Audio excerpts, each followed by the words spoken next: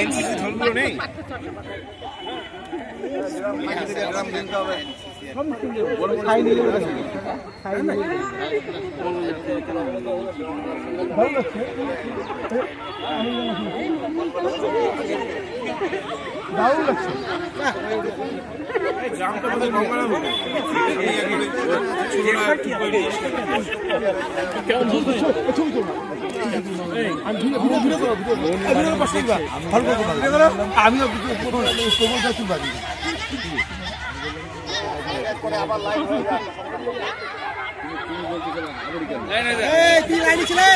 যে যা যেমন লাইনে ছিল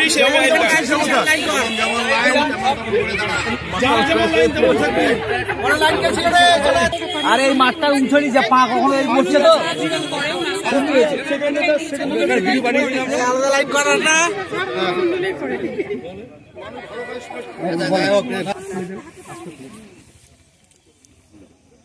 ওই দিকে করা যাবে না ওই থেকে ছবিটা স্যার ওই দিক থেকে করেন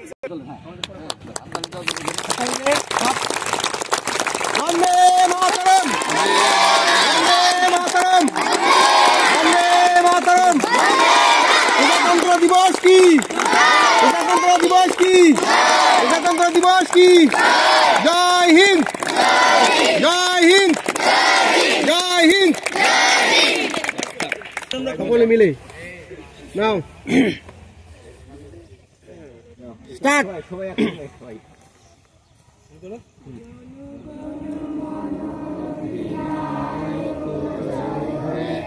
ভারত ভারত বিধাতা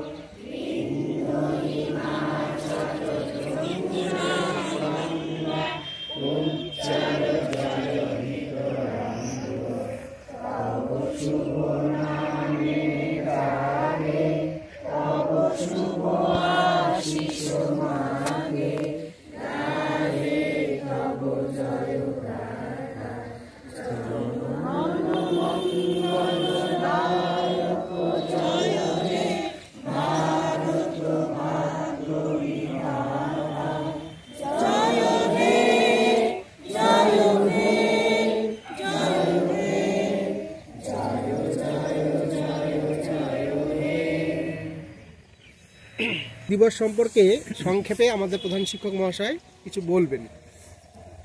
এই বিষ্ণু আসাদা উপস্থিত শিক্ষক শিক্ষিকা মণ্ডলী এবং আমাদের স্কুলের ছাত্রছাত্রী, আজকে 26শে জানুয়ারি প্রজাতন্ত্র দিবস হিসাবে আমরা পালন করি, প্রতি বছরেই করি।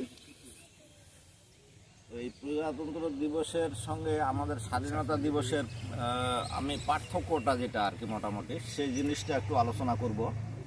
আমাদের দেশ 1947 সালে 15ই আগস্টে স্বাধীনতা লাভ করে ইংরেজদের কাছ থেকে।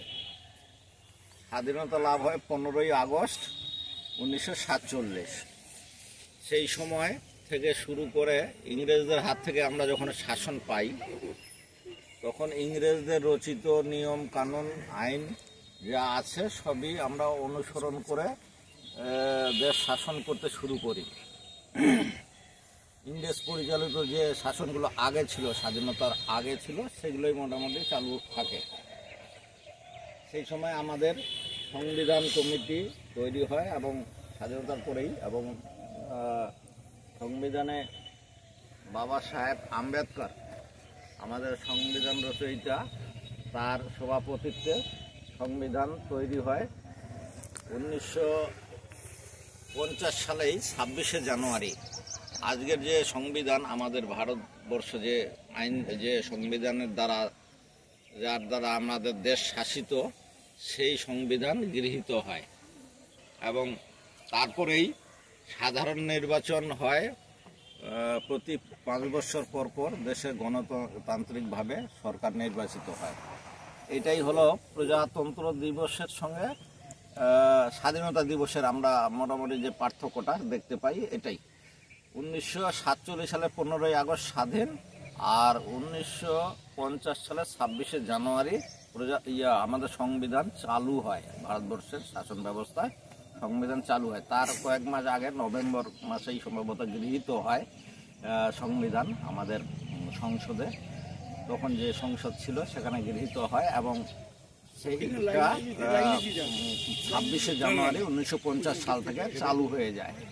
এই হলো আমাদের প্রজাতন্ত্র দিবসের মানে সংক্ষিপ্ত ইতিহাস বলতে পারি।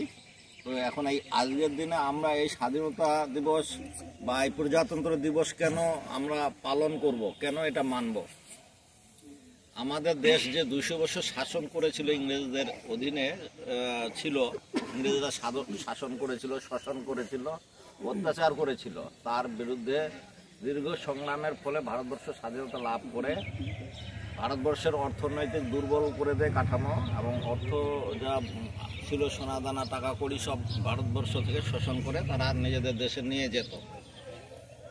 আমাদের ভারতবর্ষের লোকেরা সেই সময় বিভিন্ন সময় মানে আর্থিক দিক থেকে দুর্গতির মধ্যে ছিল এবং অত্যাচারিত হতো।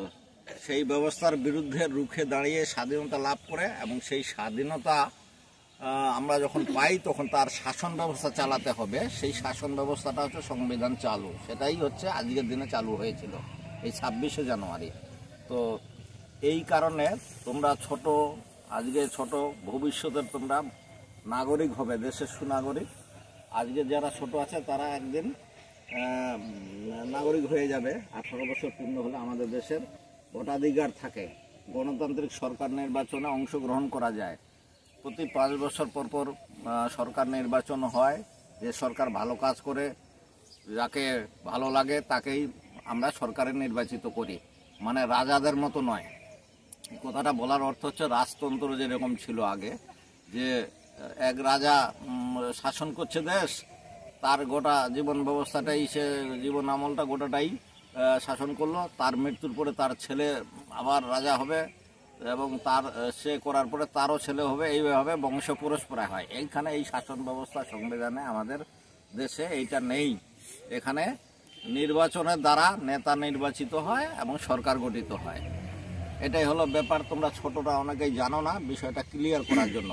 ক্লাস 10-এ তোমাদের ইতিহাসে সংবিধান একটা পার্ট আছে বোধহয়, এখন আছে না অমর? যে সংবিধানে নাই, এখন নাই, উঠে গেছে। আমাদের সময় ছিল, কয়েক বছর আগেও ছিল।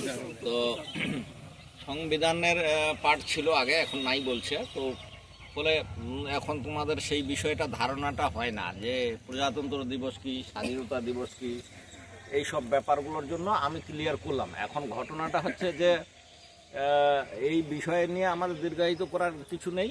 আমার যেটা বক্তব্য হচ্ছে, বার্তা হচ্ছে, সেটা হচ্ছে যে আজকে তোমরা ছোট আছো, ভবিষ্যতে তোমরা আমাদের দেশের নাগরিক, এবং যাদের সুনাগরিক, আমাদের দেশের স্বাধীনতা, আমাদের দেশের যে প্রজাতান্ত্রিক ব্যবস্থা, গণতান্ত্রিক ব্যবস্থা, সেই ব্যবস্থা যাতে মানে সুগঠিত থাকে, সঠিকভাবে আমরা দেশ পরিচালনা করতে পারি। তোমরা এক একটা সেই দেশ পরিচালনার অংশীদার হবে। আমি এইখানে এই মানে আশা রেখে এই বক্তব্য এখানেই শেষ করছি।